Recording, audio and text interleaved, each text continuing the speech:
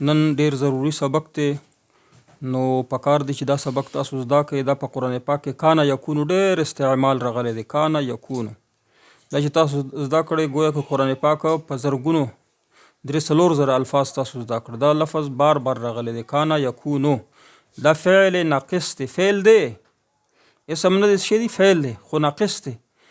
فعل ناقص ورته ځکه وایي چې سره د فاعل دغه فعل چې په فاعل باندې فاعل ور سره شي کنه، فعل سره چې فاعل شي جمله پورا شي کنه، کمپلیټ شي. جاء زیدون، جاء فعل زیدون فاعل، جمله پورا شو. سمانه وکړه چې زید راغی. او دغه فعل ناقص چې د فاعل سره جمع کې نو جمله ناقصه وي، پورا نه وي. لکه ما وویل چې کان زیدون، جاء زیدون جمله پورا شو، صحیح ده. کان زیدون چې ما وویل زید وو، څه شی وو، جمله ور سره پوره کیږي نه، ناقص وي، ځکه ورته فعل ناقص وي. او فعل ورته ځکه وایي چې په دې باندې د فعل چې کوم قواعد دي هغه اطلاق پکې کیږي، مخکې روان دي. خو دا سبق ډیر ضروری دی. مخکې د دې نه چې موږ تعلیلات وکړو، ما درته وویل چې تاسو د مثال اجوف پرون سبق تاسو یاد دا بیا واورئ. محموز څه ته ویل شي، حرف علت چې پکې داخل شي هغه ته څه ویل شي، چې حمزه پې داخله شي په منځ کې، یعنی ثلاثي مجرده. ثلاثي مجرد و ابواب خو مونږ پېژنو که ضحک نفس، بیا په هغې کې چې حرف علت راشي هغې ته څه وایي چې حمزه پکې راشي څه ورته. اوس په دې کې تعلیلات قوانین پکې جری کېږي. ادغام کم ځای کې کېږي، الف یا حرف کم ځای غورځېږي، کم ځای په حرکت بدلېږي. دغه تعلیلات به د دې نه پس وایو چې مونږ د ثلاثي مزیدون فيه 8 بابونه، شپږ مونږ ووایو که نه، 8 بابونه به وایو. خو دې نه مخکې د کانه یکونو ډېر ضروري سبق دی ښه، چې دا تاسو یاد وي. کانا چې چرته راشي، کانا چې په کله په اسم داخل شي نو بیا مونږ وایو دا د کانا اسم دی او مخکې ورنه خبر راځي، وایي چې دا د کانا د پرس شي دی خبر دی. فعل باندې هم داخليږي، فعل باندې څه عمل کوي ادر ته خایم دلته ملیکلی په دغه کې په هغه ثلاثي مجرد کې غیر صحیح افعال چې په هغه کې مونږ لفیف ویلو کنه. لفیف څه ته ویل شي؟ دوه لفیف، یو لفیف مفروق دی، یو لفیف مقرون دی. مقرون لفیف مفروق چې فرق په منځ کې، یعنی دوه حرف علت پکې راغلی خو په منځ کې فاصله وي، او لفیف مقرون چې یو ځای راغلی. ټیک دی کنه. نو هغه سبق خو مونږ پرون ویلو، دا یو شی پکې پاتې. اوس د کانا چې کله په اسم داخل شي نو دا د کانا اسم وي او خبر یې څه شي منصوب وي. کانا داخليږي په جمله اسمیه باندې نو اسم یې څه شي مرفوع، اسم خاص مرفوع وي، مبتدا وي، او داغه چې کم دی دا خبر چې دی منصوب وي.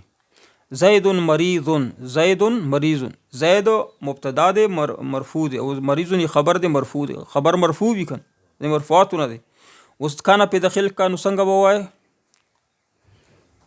کان زید مریضا، یاد بشو کنه. کانا چې په داخل شي نو دا خبر لره نصب ورکوي، یاد شو. خو اوس چې تا ته دا یاد شو، بیا جملې کې تبدیلی څه کوي؟ معنوي لحاظ سره. دا خو لفظي تبدیلی وکړه، معنوي لحاظ سره تبدیلی دا کوي چې جمله پورا غته راوړی ماضي ته، کانا ماضي ته راوړی. یاد شو اوس کنه. دا په جمله اسمیه باندې چې کانا داخل شي معنوي تبدیلی دا کوي چې دا جمله د مضارع یا د حال نه ماضي ته راوړی، او لفظي ته نو هغه پکې دا کوي تبدیلی دا کوي چې خبر ته چې کوم خبر دی هغه منصوب وګرځي. یاد شو مخکې ځو کنه. اوس ما درته وی کنه چې فعل ناقص دی ځکه چې د سره د فعل سره د فاعل چې کله دغه چې کله د فاعل سره راشي جمله پورا کوي نه، ځکه ناقص دی. خو فعل دی کنه. بیا ما درته وی د فعل ولا قواعد د دې اطلاق پې کیږي کنه. نو فعل کې مونږ دا ویلو چې فعل ولا کم فاعل وی هغه اسم راشي ظاهر، اسم ظاهر چې راشي کنه نو مونږ دا ویلو چې اسم ظاهر راشي که هغه واحد وي که مثنا وي که جمع وي. د فعل فاعل چې کله واحد وي که مثنا وي که جمع، فعل به څه شي؟ واحد به صحیح شو کنه. اوس مونږ وایو چې المعلم قائم، کان المعلم قائما، کان المعلم دوا معلمان یدو، بیا به څه وایي؟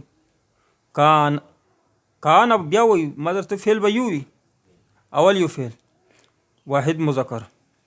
کان المعلمان قائمین چې جمع راشي معلمون، کان اونا جمع معلمون اونا، کان المعلمون قائمینا، اینا آواز پکې را اینا، صحیح دی کنه؟ اونا اینا وزونه خو یاد دي کنه.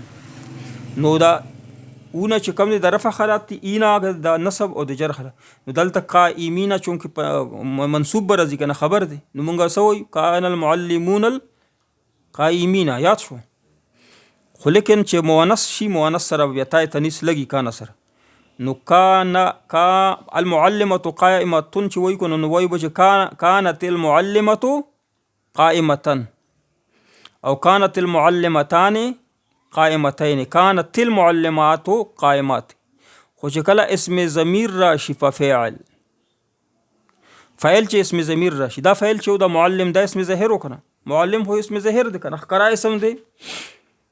چې کم فاعل چې کم وي اغاز به طور ضمیر راشي، ضمیر چې راشي کنه، لکه قائما، کانا قائما، په دې کې فاعل څه شی ده؟ هو ضمیر پکې نه ده. کانا قائما چې کله فاعل اسم ضمیر راشي، په د فعل کې دننه ضمیر وي، مستتر وي، یا ضمیر ار یو چې راشي، نو څنګه به وایي؟ کانا قائما. دغه په دې کې بیا اوس پورا ورسره دغه فعل به ورسره بدلیږي، څوارلس صیغې به ورسره چلای. که اسم ظاهر راشي کنه، نو نه به چلای، به یو واحد رضی فعل، کانا به واحد رضی فعل، یاد شو. او چې کله ضمیر راشي، نو د کانا به ورسره بدلیږي. مونږ څنګه وایو؟ کانا قائما، او دوه کسان چې ولاړي، کانا قائمین، کانا قائمین او کانو قائمین، کانو قائمین. بیا چې مونږ وایو چې تا ته وایو چې ته ولاړې، څنګه به وایو؟ کونتا قائما، خبر خو منصوب راځي کنه، ځان ته ځوان کونتو قائما. دا کانا به څوارلس صیغې سره بدلیږي. ښه، کانا، کانو، کانت، کانتا، کننا، کنتا، کنتما، کنتم، کنته، کنتما، کنتن، کنتو، کننا. چې مونږ وایو چې مونږ ټول ولاړ یو، څنګه به وایو؟ کنتو، نه مونږ ټول ولاړ یو، ولاړ جمع راوړه کنه، قائمون جو بس شه ده، قائمین، کننا قائمین.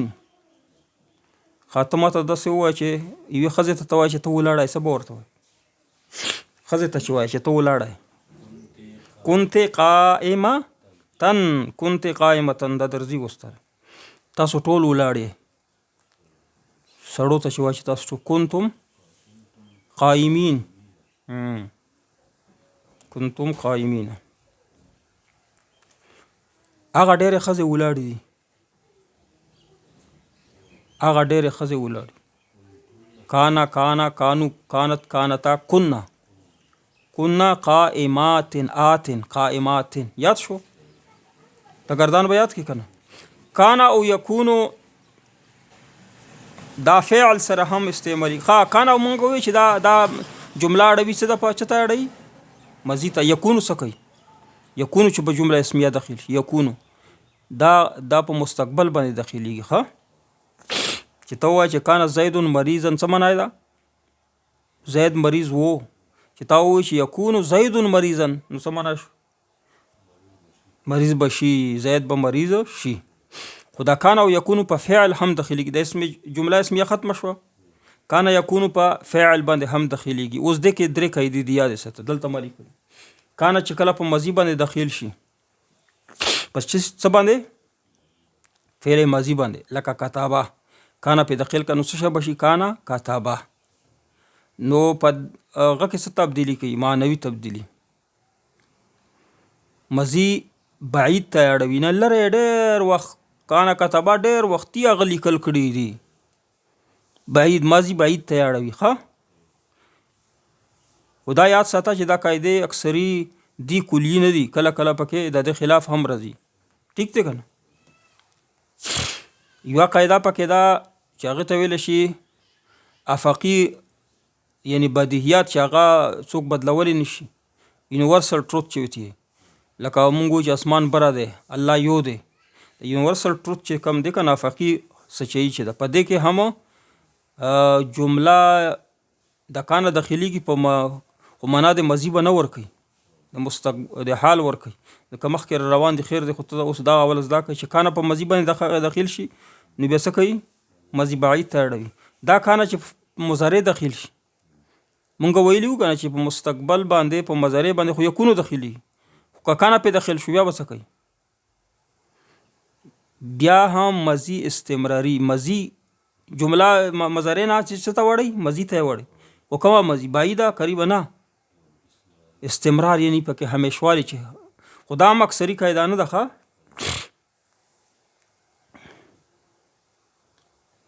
ځکه چې غیر مقلدین وایي که نه چې بخاري شریف کې حدیث چې کان یرفع، نبی علیه الصلاة و دا مضارع ده که نه یرفع، نبی علیه الصلاة والسلام به همیشه په ماضي کې هغه کول، ماضي استمراري ده که نه، همیشه به رفع الیدین کول.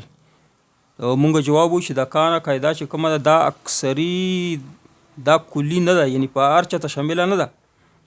ځکه چې کانه بخاري کې دا هم حدیث ده چې نبی علیه الصلاة والسلام کانه یحملو، نبی علیه السلام اوچته کړې وه، امامه یې اوچته کړې وه، ماشومه لمونځ یې کوو، نو هغه به هر وخت ماشومه اوچتول. یاد شو خبره به؟ نو دا اکثري قاعده نه ده چې چېرته کانه په مضارع باندې داخل شي نو خامخا به یې دا معنی چې دا به ماضي کې دا کار هر وخت شوی، استمرار دی روان پکې. یاد شو که نه؟ اوس دا یکونو چې داخل شي په فعل، مونږ وایو یکونو په فعل مستقبل داخلیږي که نه، مضارع باندې. یکونو که ماضي باندې داخل شي، لکه کتبه باندې داخل شي یکونو، په کار وه چې کانه پې داخل یکونو پې یکونو کتبه، نو دا ماضي ته اړوي. مضارع څه شي ته اړوي؟ ماضي خو دی، خو کومه ماضي به ترې جوړه؟ شکیه، شک پکې، چې شک وي پکې، د کار کې شک وي. نو یکونو کتبه څه معنا کوي؟ هغه به کیدای شي لیکل کړي وي، اس نے لکھا ہوگا. نو کانا او یکونو چې ماضي او مضارع باندې داخل شي نو گردان به ورسره څوارلس صیغو مطابقه گردان به کوي ورسره، لکه کانا، کانا، کانو، کانت، کانتا، کننا، کنتا، کنتما، کنتم، کنته، کنتما، کنتنا، کنتو، کننا. دا گردان څوارلس صیغې. دا خو آسان دي که نه؟ یاد یې قرآن پاک کې څنګه راغلي دي؟ لها ما کسبت ولکم ما کسبتم ولا تسألون عما کانوا یعملون. کانوا یعملون څه معنا کوي؟ کانو په څه شي داخل شوی دی؟ کانو په مضارع باندې داخل شوی دی. نو مونږ وایو چې په مضارع چې کانو داخل شي څه کوي؟ کانو چې په مضارع داخل شي نو ماضي ته اړوي. اوس مو نه ویل چې ماضي ته اړوي، او کومه ماضي؟ استمراري. یاد شو کنه؟ نو یعملون مضارع نه ده، نو کانو چې په داخل شوی نو کانو یعملون. وما ظلمون ولكن كانوا انفسهم یظلمون. یظلمون څه کوم فعل دی؟ یظلمون مضارع دی کوم ماضي دی؟ مضارع دی، کانو په داخل شوی، دوی همیشه ظلم کو. مطلب یې دا چې همیشه ظلم کړی دی. صحیح دی؟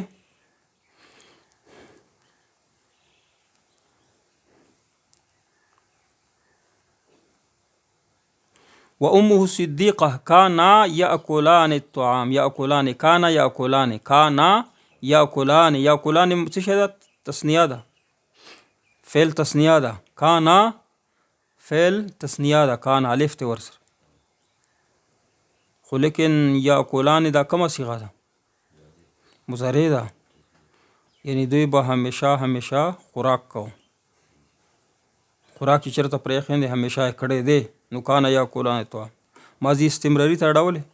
هغه افقي صداقتونه کلاسیکل ټروت چې ورته وایي، یونیورسل ټروت چې وایي، چې هغې ته دلیل ضرورت نه هر سړی مني، لکه اسمان بره دی ځمکه لاندې داسې.